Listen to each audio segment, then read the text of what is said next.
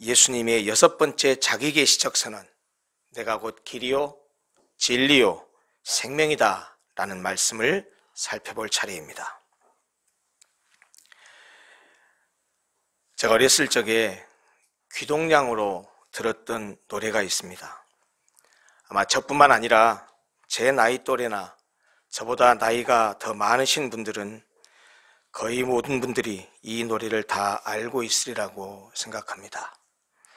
아주 감미로운 부드러운 목소리에 찐빵이란 별명을 가졌던 최희준이라고 하는 사람이 불렀던 노래입니다. 설교 준비를 하면서 인터넷에서 검색을 해봤더니 최희준 씨가 1966년에 이 곡을 발표했는데 제1회 MBC 10대 가수상에서 가수왕으로 등극하게 했던 그런 노래라고 그렇게 정보가 나오더군요. 최유진 씨는 서울대 법대 출신이었다고 합니다. 그래서 인텔리 가수로서 대중들의 큰 사랑을 받았었는데 몰랐었는데 작년에 돌아가셨더라고요. 2018년 8월에 돌아가셨다고 그렇게 정보를 봤습니다. 그분이 불렀던 노래인데 제가 1963년생이니까 1966년에 이 노래를 발표하고 제가 어렸을 때 갓난아이 때 이 노래를 듣고 기억하지는 못했을 거 아닙니까? 그러니까 아마 67살, 8, 9살 이때 아마 제가 그 이후로 들어서 기억하고 있는 것 같은데 그만큼 이 노래가 오랫동안 대중들의 사랑을 받았던 것 같습니다. 한번 불러볼까요? 인생은 나그네 길 어디서 왔다가 어디로 가는가 구름이 흘러가듯 떠돌다 가는 길에 정일랑 두지 말자 미련일랑 두지 말자 인생은 나그네 길 구름이 흘러가듯 정처 없이 흘러서 간다. 2절 가사가 이렇습니다. 인생은 벌거숭이 빈손으로 왔다가 빈손으로 가는가 구름이 흘러가듯 여울져 가는 길에 정일랑 두지 말자 미련일랑 두지 말자 인생은 벌거숭이 강물이 흘러가듯 소리 없이 흘러서 간다. 이 노래의 제목을 혹시 아시는지 모르겠습니다. 하숙생입니다. 노래 가사에는 이 제목이 등장하지 않습니다. 노래 가사의 내용은 인생은 나그네 길이고 인생은 벌거숭이 같은 길이다. 내가 이 길을 가고 있지만 어디서 어떻게 가는지 모르겠다. 근데 분명한 것은 인생이 구름이 흘러가듯 그렇게 흘러가는 것이다. 그러니 이 세상 살면서 이 세상에다 정을 두거나 미련을 두지 말자. 그런 노래인데요. 왜 이 노래의 제목이 하숙생일까라고 생각해 보면 아마 우리의 인생이 어디서 왔다가 어디로 가는지 그 인생 행로와 인생의 길을 묻고 있지만 우리 인생이 이 땅에 와서 잠깐 하숙생처럼 살다가 가기 때문에 그 인생의 허무함과 인생의 무목적성을 이야기하고 있는 것이 아닌가 하는 그런 생각이 듭니다. 이 노래가 지금 묻고 있는 것이 인생은 나그네 길 어디서 왔다 어디로 가는가라고 묻고 있는데 오늘 여러분들에게 저도 똑같은 질문을 좀 해보고 싶습니다. 여러분들은 인생을 사시면서 어떤 길을 걷고 있습니까? 여러분들이 가고 있는 길은 어떤 길입니까? 여러분들이 걷고 있는 길의 종착역은 과연 어디이십니까? 인간도 생물학적으로는 동물이라고 합니다. 단순히 본능에 따라 사는 다른 동물들과는 달리 인간이 동물이기는 하지만 인간만큼은 내가 어디서 와서 어디로 가지? 라고 하는 이런 철학적이고 종교적인 질문을 통해서 인생의 의미와 가치를 추구하고 산다는 점에서 인간은 다른 동물들과 확연히 구별되는 것 같습니다. 우리가 인생을 살아가면서 우리 자신의 삶을 반추해보고 인생의 의미를 되물어보고 우리 인생의 삶의 의미와 가치를 생각하면서 살아가는 것은 어쩌면 다른 동물과 다른 우리 인간이 가져야 될 마땅한 삶의 태도라고 생각합니다. 여러분들은 어떻습니까? 지금까지 살아왔고 또 지금도 살아가고 있고 앞으로도 살아갈 여러분들의 인생길에 대해서 진지하고 실존적인 질문을 하면서 살고 계시는지 여쭤보고 싶습니다. 어디서 왔다가 어디로 가느냐고 묻고 있는 아까 그 어느 유행가 가수가 불렀던 노래 제목처럼 하숙생 같은 인생길에 대한 답을 과연 여러분들을 가지고 계시냐는 질문입니다. 운전을 하다가 길을 잘못 가면 우회해서 돌아가면 됩니다. 아니, 길을 잘못 가면 유턴해서 돌아오면 됩니다.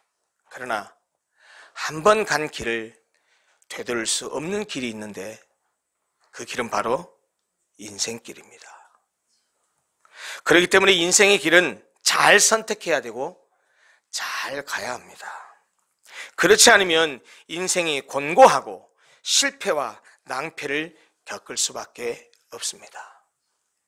저는 오늘 여러분과 함께 우리가 읽은 본문을 중심으로 해서 바로 그 길에 대한 이야기를 좀 하려고 합니다. 오늘 제 설교의 논점은 딱 두 가지입니다. 첫째, 예수님은 하나님께로 가는 유일한 길이라는 사실을 말하고 싶습니다. 그리고 그것이 무슨 뜻인지 여러분들에게 자세히 말씀드리려고 합니다. 그리고 다른 하나의 오늘 설교의 논점은 예수님이 유일한 길이라면 우리는 그 예수를 믿는 우리는 어떻게 살아야 하는가 하는 것이 제가 오늘 설교에 말씀드리려고 하는 두 가지 주요한 논점입니다.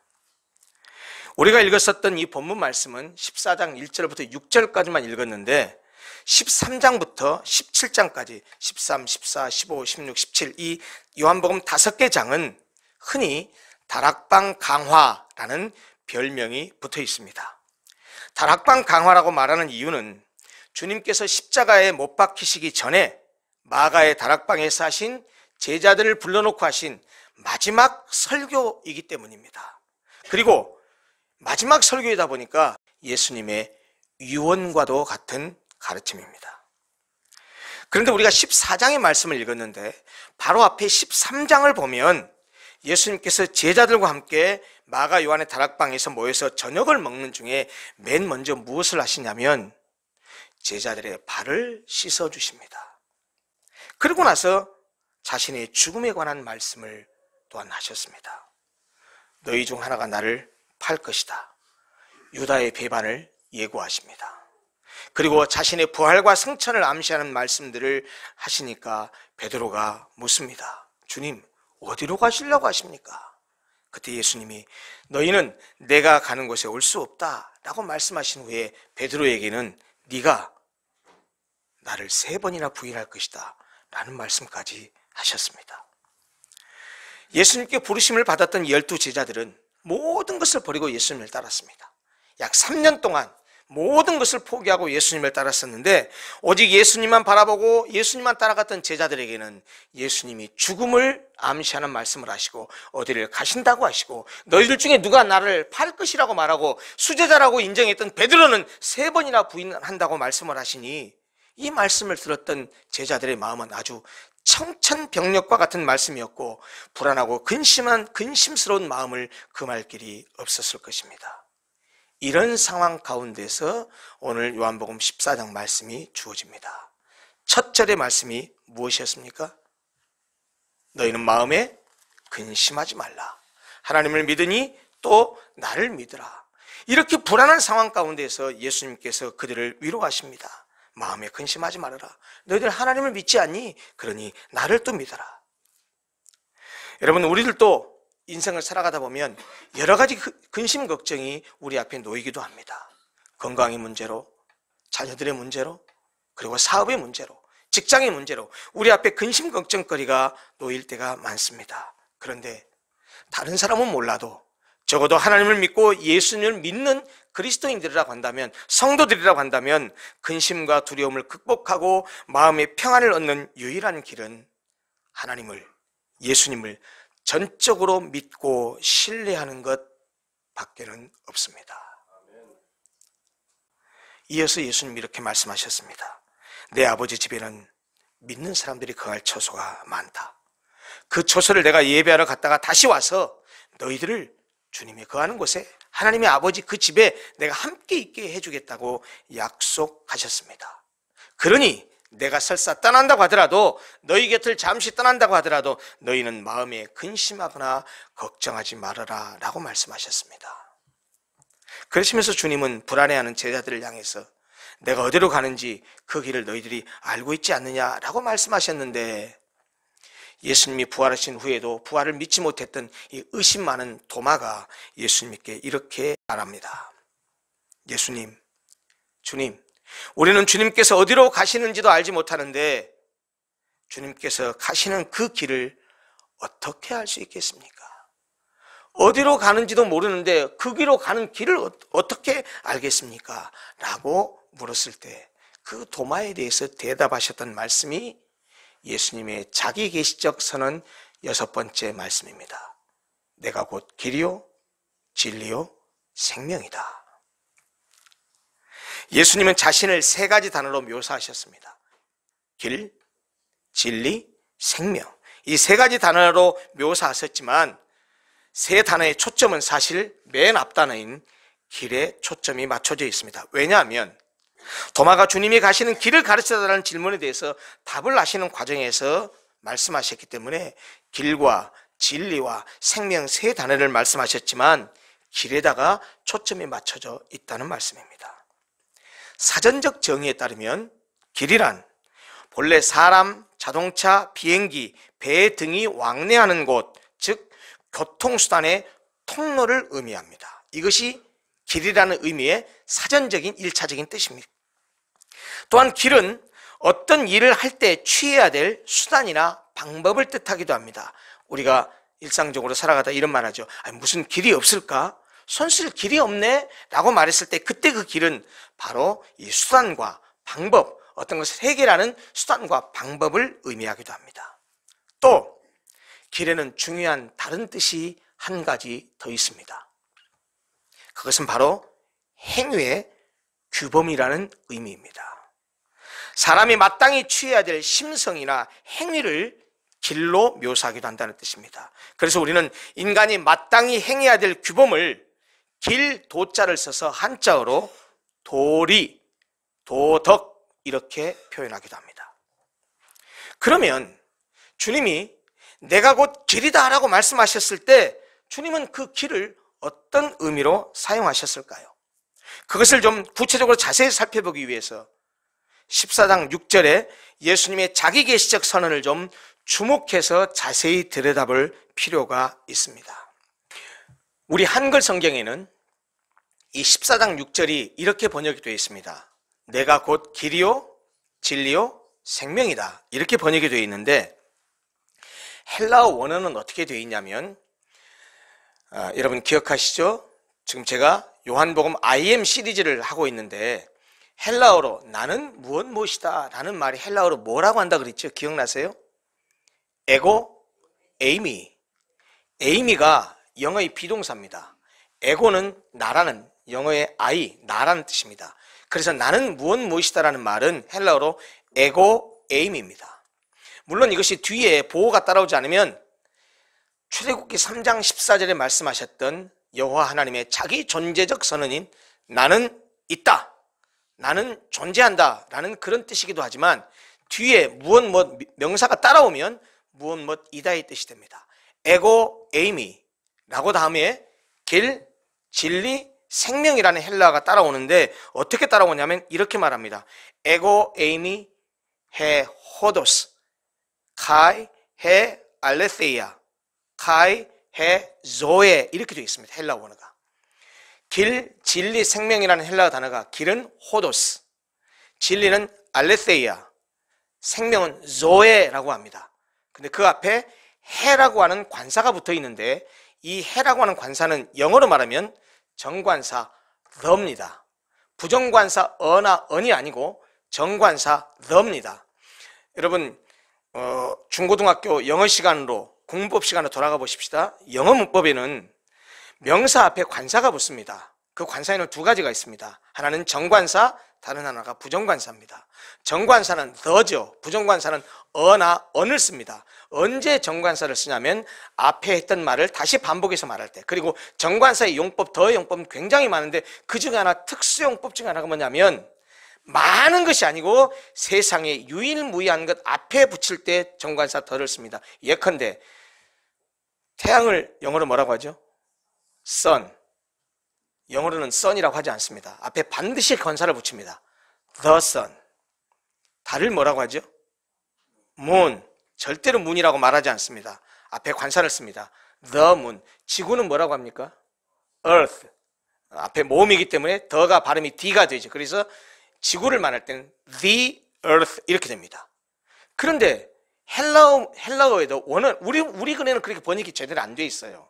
헬라어 원어에는 에고 에이미, 헤 호도스, 카이 헤 알레세이아, 카이 헤 조에 이렇게 해서 다 앞에 정관사 해가 붙어 있어요. 그래서 NIV 성경은 이걸 번역할 때 이렇게 번역했습니다. I am the way and the truth and the life 이렇게 번역했습니다. I am a way and a truth and a life. 부정관사 어를 쓰지 않았습니다. 정관사 the를 썼습니다. 이 말은 세상에 유일무이한 길이요, 세상에 유일무이한 진리요, 세상에 유일무이한 생명이라는 말이 예수님이 당신이 자기 계시를 선언할 때 분명하게 밝히신 것입니다. 그러니까 우리말로 번역을 하면 실제로 이 정관사의 용법을 제대로 적용해서 번역한다고 한다면 이렇게 번역하는 것이 더 좋았을 뻔했습니다. 내가 곧 유일한 길이요, 유일한 진리요, 유일한 생명이다. 이렇게 번역하는 것이 더 좋은 번역일 것입니다. 주님은 여러 개의 진리, 여러 개의 길, 여러 개의 생명 중에 하나가 아닙니다. 주님만이 유일하고도 참된 길이요, 주님만이 유일하고도 참된 진리요, 주님만이 유일하고도 참된 생명입니다.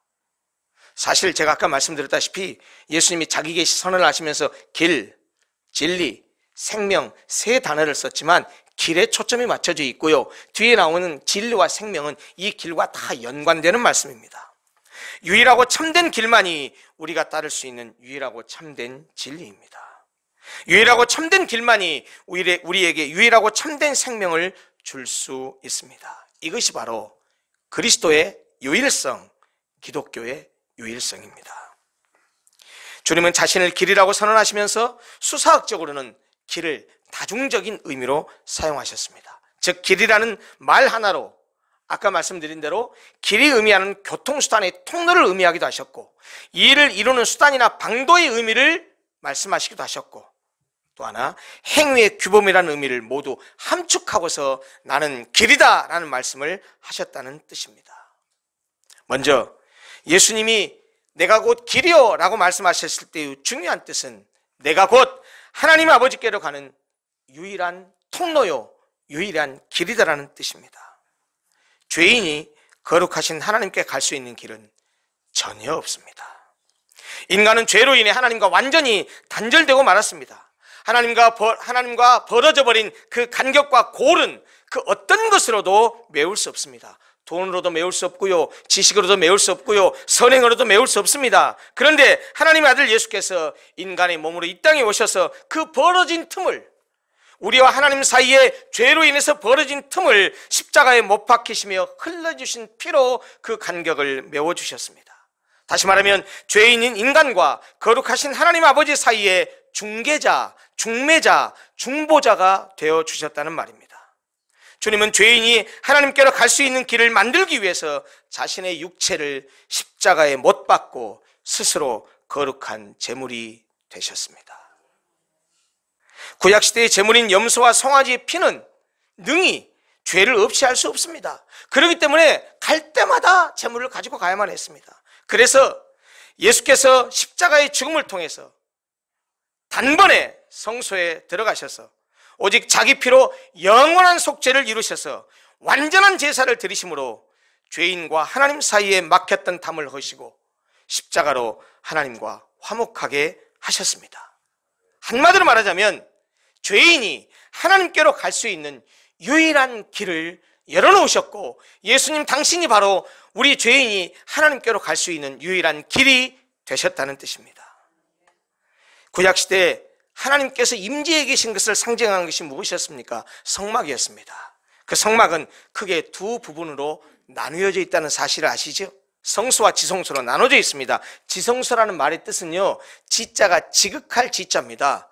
성자는 거룩할 성자고요, 소는 장수할 때 소자입니다. 그러니까 지성소라는 말은 지극히 거룩한 곳이란 뜻입니다. 영어로 말하면 이걸 어떻게 번역하면 The holiest place 이렇게 번역합니다. 가장 거룩한 곳. 제사장들은 성소에서 하나님을 섬기는 예를 행했고요, 둘째 장막 곧 지성소는 아무나 들어가지 못했습니다. 1년에 한 번씩 대제사장이 한 번만 들어갔고요, 그래서 들어가서 속죄제를 드렸습니다. 이렇게 아무나 들어갈 수 없는 지성소로의 길을 주님께서 십자가의 죽으심으로 열어주셨습니다. 성소와 지성소를 가로막고 있는 휘장을 그의 죽으심과 그의 흘리신 피로 찢으셨습니다. 예수께서 십자가 위에서 숨을 거두실 때 복음서에서 어떤 특별한 기록을 얘기하고 있습니까? 예수님은 십자가 위에서 피 흘리고 죽으셨는데, 숨이 끊어지셨는데 성소의 휘장이 위에서부터 아래까지 쫙 찢어져서 갈라졌다라고 이야기합니다. 무슨 뜻입니까? 예수님의 죽음으로 우리 죄인들이 지성소로 들어갈 수 있는 길을 열어주셨다는 것입니다. 여러분, 신학적으로 만인 제사장이란 말 들어보셨죠? 대제사장만이 지성소로 들어갔었는데 이제 예수께서 십자가에 못 박혀 죽으셨고 그 예수를 믿는 믿음만 있으면 누구든지 그 믿음으로 성소에 들어갈 담력을 얻어서 예수의 피를 힘입어서 누구든지 그 지성소 앞으로 갈 수 있다는 얘기고, 누구든지 예수 앞에 나올 수 있는 것이고, 누구든지 하나님 앞에 나갈 수 있다는 것입니다. 오늘 저와 여러분들이 주님 앞에 이렇게 예배드리러 올 수 있는 것이 무엇 때문입니까? 여러분들이 일주일 동안 착한 일을 많이 하고 사셔서 하나님께 나오신 것입니까? 천만의 말씀입니다. 우리가 하나님 앞에 나올 수 있는 길은 유일하게 한 가지밖에 없습니다. 예수의 피를 힘입고 예수의 피를 의지하고 예수의 피 공로를 믿음 때문에, 그것 때문에 우리가 하나님께 나올 수 있는 것입니다. 주님은 친히 자신의 몸을 찢으시고 아버지께로 가는 길을 열어주셨습니다. 아버지께로 가는 길은 주님이 자신의 생명을 주고 사신 길입니다. 그러기에 이 길은 생명을 주는 길이요, 그러므로 이 길은 구원으로 인도하는 길이라는 뜻입니다. 그렇기 때문에 예수를 통하지 않고는 다른 어떤 수단과 방법으로도 절대로 하나님께 갈 수가 없습니다. 성경은 이렇게 말합니다. 사도행전 4장 12절 말씀입니다. 다른 이로서는 구원을 얻을 수 없나니 천하 인간의 구원을 얻을 만한 다른 이름을 우리에게 주신 일이 없음이니라. 그러면 누가 이 길을 갈 수 있을까요? 어떤 사람이 이 길 위에 올라타서 구원을 얻을 수 있고, 어떤 사람이 이 길 위에 서서 하나님께 갈 수 있을까요? 목사가 아니어도 됩니다. 장로가 아니어도 되고요, 20년 30년 꼭 교회를 다녀야만 그 길을 갈 수 있는 것도 아닙니다. 예수를 믿은 지 얼마 안 돼서 오래 믿은 사람에 비해서 믿음이 요란해가지고 믿음이 굳세지 못하셔도 괜찮습니다. 성경을 잘 몰라도 됩니다. 한 번도 성경을 다 완독하지 못해도 상관없습니다. 공부를 많이 못해도 괜찮고 사회적인 지위가 높지 않아도 괜찮습니다. 돈이 많지 않아도 좋습니다. 세상에서 남들에게 왕따당하고 소외당하는, 외면당하는 그런 아주 볼품없는 사람이어도 괜찮습니다. 아무리 크고 아무리 무서운 죄를 지은 사람이라도 괜찮습니다. 어떤 사람이 이 길 위에 올라서서 구원을 얻을 수 있고 아버지께로 갈 수 있느냐 하면 단지 한 가지만 있으면 됩니다. 나를 위해서 이 땅에 인간으로 오셔서 내 죄를 위해서 십자가에서 예수님이 죽어주셨다라는 그 사실을 믿는 믿음이 있는 사람, 예수 그리스도를 주라고 고백하는 사람, 예수님이 십자가 위에서 흘리신 피는 내 죄 때문에 흘리신 것입니다 라고 고백하는 그런 믿음이 있는 사람, 그 믿음만 있으면 누구든지, 그 믿음만 있으면 어떤 사람이든지 갈 수 있는 길이고, 그리고 그 길을 통해서 구원을 얻을 수 있습니다. 예수의 피를 힘입기만 하면 누구든지 그 길을 통해서 구원을 얻을 수 있고 하나님께로 갈 수 있습니다. 왜냐하면 그 길은 믿음으로만 갈 수 있는 길이기 때문입니다. 그러면 예수님이 그렇게 유일한 길이라면 예수님을 믿는 우리는 어떻게 살아야 할까요? 결론부터 말씀드리면 예수님이 신앙과 행위의 유일한 규범이기 때문에, 길이기 때문에 그 길을 따라 살아야 합니다. 여러분, 믿음을 절대 오해하거나 착각하지 마십시오. 믿음은 덮어놓고 믿는 것이 아닙니다. 덮어놓고 믿을 수도 없습니다.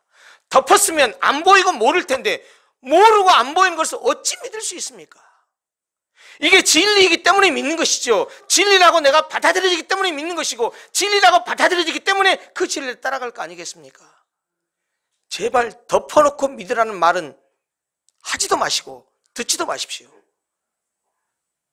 진리는 알아야 됩니다.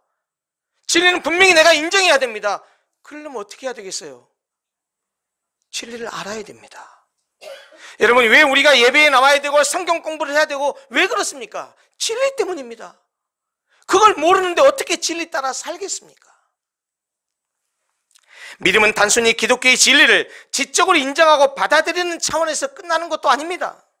믿음은 반드시 신념이나 실천에 일정한 틀을 형성하게 되어 있습니다. 당연히 그 틀은 진리 위에 세워져야 됩니다. 따라서 예수를 믿는다라는 말은 바로 예수께서 명하신 말씀대로 살겠다는, 다시 말하면 진리이신 주님의 말씀을 자신의 라이프 스타일, 삶의 스타일로 삼겠다라는 것을 의미합니다.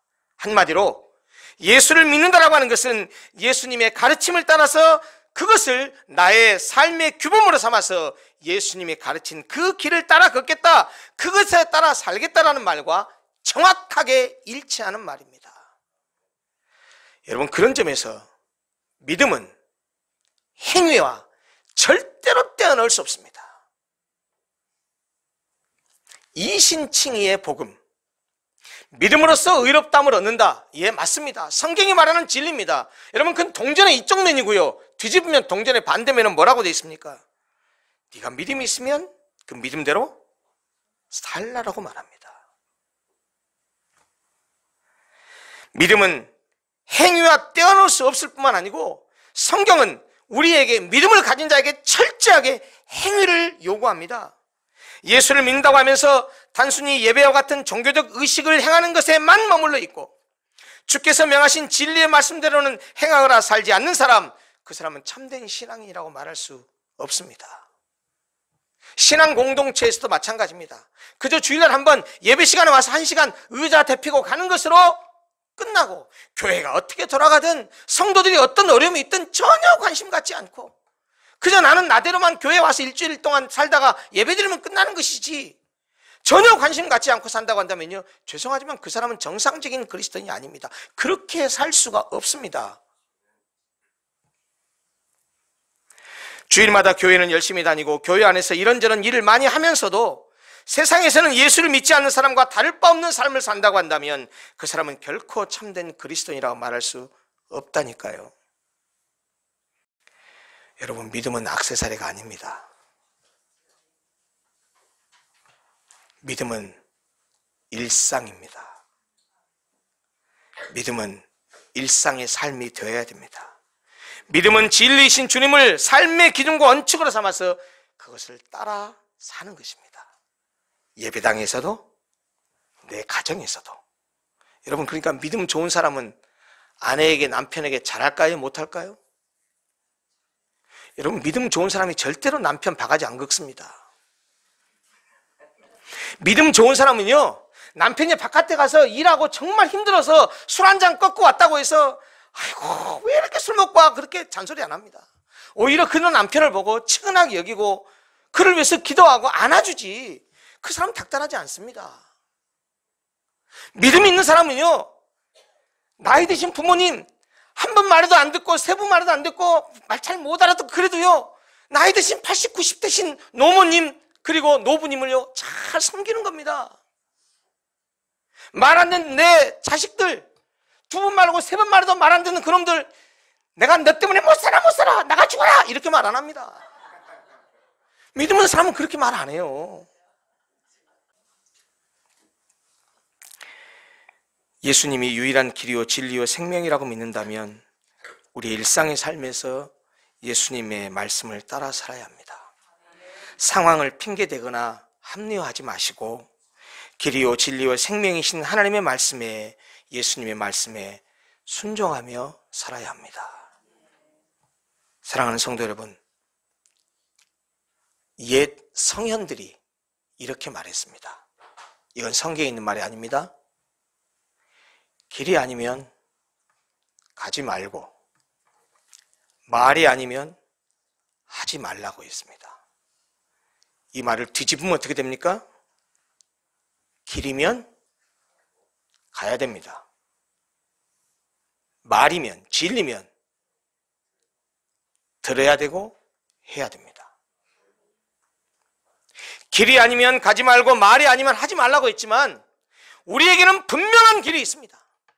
우리는 분명한 진리를 가지고 있습니다. 그럼 어떻게 해야 됩니까? 그 길을 가야 합니다. 그 진리를 따라 살아야 됩니다. 죄에 빠져 자기 욕심에 허우적대는 인간을, 때때로 짐승만도 못한 부끄럽고 추악한 죄를 지으며 지옥으로 달려가는 인간을, 지식으로, 돈으로, 명예로, 권력으로도 해결할 수 없는 죄짐을 짊어질 인간을 천국으로 하나님께로 인도하는 유일하고도 참된 길이 우리 앞에 있지 않습니까? 예수 그리스도를 우리가 믿고 있지 않습니까? 죄인된 인간들은 거룩하신 하나님과 교통할 수 없습니다. 그래서 예수님께서 십자가에 대신 죽어주심으로 우리로 하여금 하나님께 나아갈 수 있게 했지 않습니까? 죄로 인해서 하나님과 원수된 우리를 하나님 아버지께로 인도해 주셨다는 말입니다. 그래서 예수님만이 하나님께 갈 수 있는 유일한 길이라고 말하는 것이고, 그래서 예수님만이 우리에게 구원을 주실 수 있는 분이라고 말하는 것입니다. 여러분, 그렇기 때문에 우리는 그 길을 따라가야 합니다. 유일한 길이요 진리요 생명이신 예수 그리스도를 믿고 따라야 합니다. 예수를 따라가는 것이 영생을 얻는 길입니다. 예수님을 따라 사는 것이 진리를 따라 사는 것입니다. 예수님을 따라가는 길이 곧 생명을 얻는 길입니다. 여러분들이 아멘 하는 것으로 오늘 설교를 마무리하려고 합니다. 예수님께서 하신 말씀을 제가 그대로 말씀을 드릴 테니까 믿으신다면 크게 아멘 하시면서, 아멘 하실 뿐만 아니고 이 말씀대로 살겠습니다, 진리 안에 거하겠습니다, 믿음으로 살겠습니다 하는 마음을 가지고 아멘을 크게 하셨으면 좋겠습니다.